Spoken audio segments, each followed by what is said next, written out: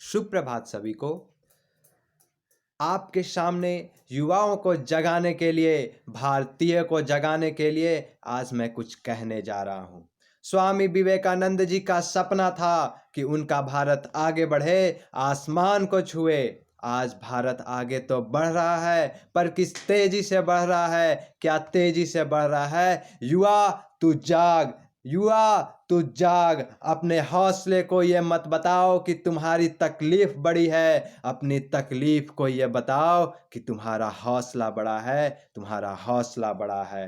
कहते हैं ना, जुनून अंदर है इस भारत के लिए, प्यार अंदर है इस भारत के लिए। अब निकालना है स्वामी विवेकानंद के सपने को पूरा करना है, भारत को विश्वगुरु बनाना है, भारत को विश्वगुरु बनाना है। आदरणीय प्राचार्य महोदया, शिक्षक शिक्षिकागण एवं मेरे प्यारे भाइयों और बहनों, आज 12 जनवरी का ये दिन हम सभी के लिए खास है। मैं आपको बताना चाहता हूँ, आज के दिन ही देश के एक महान पुरुष स्वामी विवेकानंद जी का जन्म हुआ था। उनका अपना संपूर्ण जीवन समाज सुधारक, विचारक और दार्शनिक के रूप में गुजार दिया। उनके इस योगदान को देखते हुए भारत सरकार ने सन 1985 से 12 जनवरी को राष्ट्रीय युवा दिवस मनाने की घोषणा कर दी। इसलिए आज के दिन को हम राष्ट्रीय युवा दिवस और साथ ही साथ स्वामी विवेकानंद जी के जन्म दिवस के रूप में मनाते हैं। तो आइए हम सभी मिलकर उन्हें याद करते हैं, उन्हें नमन करते हैं और उनके जीवन को करीब से जानने की कोशिश करते हैं। उठो, जागो और तब तक मत रुको जब तक लक्ष्य की प्राप्ति ना हो जाए। स्वामी विवेकानंद के कई ऐसे संदेश आज भी देश और दुनिया के लाखों करोड़ों युवाओं को प्रेरणा देते हैं। स्वामी विवेकानंद के नाम आते ही एक ऐसे तेजस्वी युवा की छवि मन में उभरती है जो ज्ञान के अथाह भंडार थे। स्वामी विवेकानंद की सोच और उनका दर्शन विश्व बंधुत्व की भावना से बड़ा भरा हुआ था। वो एक ऐसा समाज चाहते थे जहां सबसे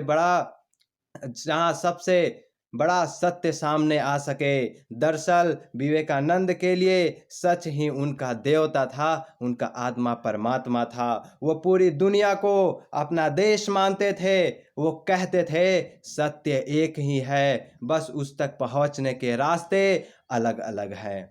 भारत की इस वैदिक परंपरा को विश्व पटल पर रखने वाले स्वामी विवेकानंद धार्मिक आधार पर एक दूसरे पर श्रेष्ठता की बजाय सार्वभौमिक धर्म की कल्पना करते थे। ये कोई और धर्म नहीं था, बल्कि अपने अपने धर्मों में छिपा वैश्विक भाईचारे का सिद्धांत ही था। विवेकानंद भारत की मिट्टी को अपने लिए सबसे बड़ा श्रेष्ठ स्वर्ग मानते थे। वो मानव सेवा, समाज सेवा में यकीन रखते थे। वो कहते थे, ना ही मैं राजनेता हूँ, ना ही राजनीति के आंदोलनकारी। उनका ध्यान बस आत्मा पर होता था। वो मानते थे अगर आत्मा ठीक है तो सब कुछ ठीक है। भारतीय पूर्ण जागरण के पुरोधा स्वामी विवेकानंद का जन्म 12 जनवरी 1863 को कोलकाता के एक मशहूर वकील विश्वनाथ दत्त के घर हुआ। माता भुवनेश्वरी देवी प्रेम से उन्हें तिरेश्वर पुकारती थी, परंतु नामकरण के समय उनका नाम नरेंद्र दत्त रखा गया। परिवार के धार्मिक और आध्यात्मिक वातावरण के प्रभाव से बालक नरेंद्र के मन में बचपन से ही धर्म और अध्यात्म के गहरे संस्कार पड़ गए थे। प्राथमिक शिक्षा फिर कॉलेज की शिक्षा पूरी करने के बाद स्वामी विवेकानंद संसार की सच्चाई और सत्य की खोज पर निकल पड़े। तभी 1881 में उनकी भेंट स्वामी रामकृष्ण परमहंस से हुई और विवेकानंद ने रामकृष्ण परमहंस को अपना गुरु और मार्गदर्शक बना लिया। रामकृष्ण परमहंस ने स्वामी विवेकानंद को आध्यात्मिक अनुशासन और चिंतन की दीक्षा दी और साथ ही साथ विवेकानंद गीता, रामायण, महाभारत जैसे धार्मिक ग्रंथ पढ़ते चले गए और ये सब उनके विचार, जीवन एवं मन मस्तिष्क को पूरी तरह से बदल दिया था। उन्हें धार्मिक ज्ञान की प्राप्ति हो गई थी। गुरु के मृत्यु के बाद सन्यासी नाम विवेकानंद ने धारण किया और उन्होंने बराहनगर मठ की स्थापना की और सन्यासी के रूप में भगवा वस्त्र धारण कर देश भर की पैदल यात्रा की। मानो पूरी भारत उनका घर बन चुका था और पूरे भारतवासी उनके भाई बहन बन चुके थे। भाइयों और बहनों, आज से करीब 128 साल पहले स्वामी विवेकानंद ने शिकागो अमेरिका में हुए विश्व धर्म सम्मेलन में जो भाषण दिया, उस पर आज भी हम भारतीय गर्व करते हैं। जब उन्होंने अपने भाषण के शुरुआत में ही वहां पधारे लोगों को बहनों और भाइयों कहकर संबोधित किया, वैसे ही शिकागो का धर्म संसद भवन तालियों की गड़गड़ाहट से झूम उठा था।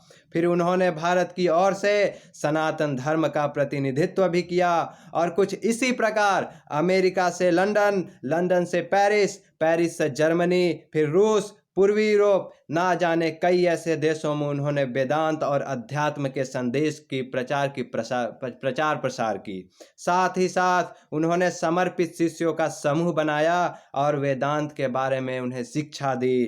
पूरे 4 साल के बाद 1897 को विवेकानंद भारत आए और कोलकाता के बेलूर में रामकृष्ण मिशन की स्थापना की। इसके जरिए रामकृष्ण परमहंस के विचार के साथ ही साथ वेदांत ज्ञान के अध्ययन प्रचार को सुनिश्चित किया।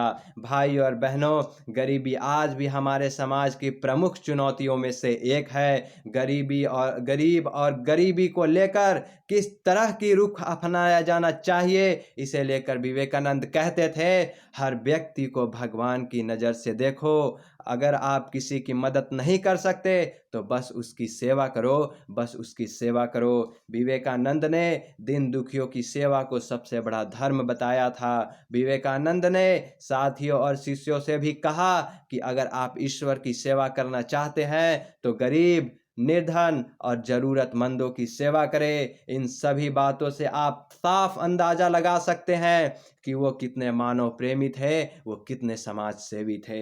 हालांकि 1898 के दूसरे विश्व धर्म सम्मेलन से लौटने के बाद 4 जुलाई 1902 को स्वामी विवेकानंद ने बेलूर मठ में अपना प्राण त्याग दिया। महज 39 साल की वह अल्प आयु में ही उन्होंने पूरी दुनिया में वेदांत एवं अध्यात्म की अलख जगाई, ज्योति जगाई। विवेकानंद भारत के आध्यात्मिक गगन के चमकते सूरज थे और हैं भी, जिनके विचार और कार्य आज भी मानव समाज को अलौकिक कर रहे हैं, प्रेरित कर रहे हैं। भाइयों और बहनों, मैं आपको बता दूं, 19वीं सदी को भारत में धार्मिक और सामाजिक पुनर्जागरण की सदी मानी जाती है। इस दौरान पाश्चात्य शिक्षा से प्रभावित लोगों ने सामाजिक परंपरा, धर्म, रीति रिवाज और परंपराओं के तर्क की कसौटी पर कसना शुरू किया और समाज को एक नई दिशा दिखाने की कोशिश की। इस कड़ी में स्वामी विवेकानंद का स्थान, योगदान बेहद खास था। स्वामी विवेकानंद ने भारत में सामाजिक, धार्मिक के क्षेत्र में महत्वपूर्ण भूमिका निभाई थी। विवेकानंद की ईश्वर के प्रति आस्था थी, उनका बहुत ही बड़ा विश्वास था। वो ईश्वर पर बहुत विश्वास करते थे। स्वामी विवेकानंद केवल एक संत ही नहीं, एक महान देशभक्त, प्रवक्ता, विचारक, लेखक, दार्शनिक, मानव प्रेमी और समाज प्रेमी थे। उनके विचार आज भी प्रासंगिक और स्पष्ट हैं और हम सभी युवकों को दिशा दिखाते हैं। भाइयों और बहनों, ये बहुत ही खुशी की बात है कि हिंदुस्तान आज नौजवानों से लबालब भरा हुआ देश है। इसके बावजूद हमारा देश विकसित देशों की सुर्खियों में नहीं है। अगर हमारे देश के सभी युवक विवेकानंद की जीवनी को पढ़ना शुरू कर दे, उन पर लिखी गई किताबों को पढ़ना शुरू कर दे और उनके विचारों और गुणों का पालन करना शुरू कर दे, तो हमारा देश वो ऊंचाई को छू जाएगा जो आज तक किसी देश ने नहीं छुआ, क्योंकि संस्कृति हमारी सर्वश्रेष्ठ है और ये संस्कृति ही हमें विश्व गुरु बना सकती है। अंततः मैं एक बार फिर विवेकानंद जी के शब्दों को दोहराना चाहता हूँ, उठो, जागो और तब तक मत रुको जब तक लक्ष्य की प्राप्ति ना हो जाए, क्योंकि लहरों से डरकर नौका पार नहीं होती, कोशिश करने वालों की कभी हार नहीं होती। जय हिंद, जय भारत।